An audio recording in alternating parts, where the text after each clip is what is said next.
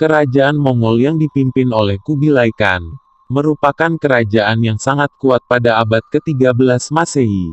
Pada masa itu kerajaan Mongol memiliki wilayah kekuasaan yang tersebar di berbagai negara, seperti Rusia, Asia Tengah, China, Irak, Polandia, maupun wilayah Asia Tenggara. Sejarah datangnya pasukan Mongol, dalam buku 7 Abad Penantian, 2018 karya Yati Lestari. Raden Wijaya adalah menantu Kertanegara. Kertanegara adalah raja kerajaan Singasari. Saat itu kerajaan Singasari merupakan kerajaan terkuat yang ada di Jawa. Salah satu dinasti Yuan dari Cina tertarik ingin menguasai Singasari. Waktu itu penguasanya adalah Kubilai Khan. Pada waktu itu Kubilai Khan mengirim utusannya untuk menarik upeti kerajaan Singasari pada 1289.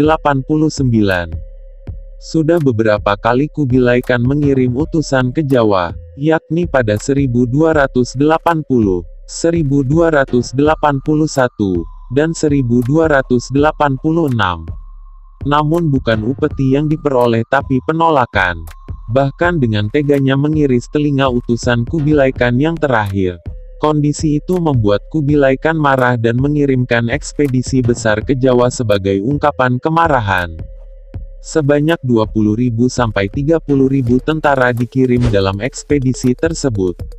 Namun sebelum pasukan Mongol tiba di Jawa, Raja Kertanegara sudah terbunuh. Dan kerajaan Singasari lengser antara tanggal 18 Mei dan tanggal 15 Juni tahun 1292 akibat pemberontakan. Raja Kertanegara dibunuh oleh Jayakatwang yang merupakan seorang adipati Kediri yang merasa tidak puas dengan Kertanegara. Kemudian Jayakatwang mengambil alih posisi raja dan memindahkan kekuasaan kerajaan ke Kediri. Jayakatwang juga mengasingkan keturunan Kertanegara, salah satunya Raden Wijaya menantu Kertanegara ke Pulau Madura. Raden Wijaya merasa dendam kepada Jayakatwang. Kedatangan pasukan Mongol adalah kesempatan yang bagus untuk Raden Wijaya membalas dendam. Raden Wijaya dan pasukan Mongol bersatu untuk menyerang Jayakatwang. Mereka juga dibantu kerajaan-kerajaan kecil di Jawa yang juga tidak suka dengan Jayakatwang. Dari berita Cina, pasukan Mongol tiba di Majapahit pada tanggal 1 Maret tahun 1293. Sebelumnya mereka terlebih dahulu singgah di Tuban dan mendirikan perkemahan di tepi Sungai Brantas. Perwakilan pasukan Mongol bernama Ike Mese mengirim 3 orang perwiranya ke Kampung Baru Majapahit. Mereka meminta agar Raden Wijaya tunduk dan mengakui kekuasaan Kubilai Khan. Raden Wijaya pun akan tunduk jika Mongol membantunya melawan Jayakatwang dari Gelang-Gelang, yang telah membunuh Kertanegara dan menghancurkan kerajaan Singasari. Pada tanggal 20 Maret tahun 1293, tentara gabungan Raden Wijaya dan Mongol mengepung Jayakatwang. Jayakatwang dan pasukan kocar-kacir dan terjun ke Sungai Brantas.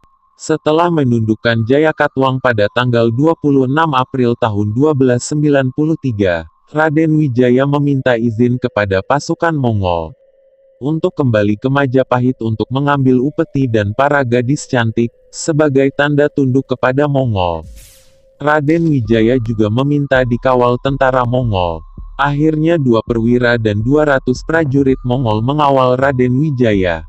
Tapi di tengah perjalanan, Raden Wijaya dan pasukannya menghabisi pasukan Mongol yang mengawalnya. Kemudian Raden Wijaya justru balik menyerang pasukan Mongol di Kediri yang pasukannya berkurang. Mereka sedang berkemah di Daha dan Canggu yang tengah berpesta merayakan kemenangan.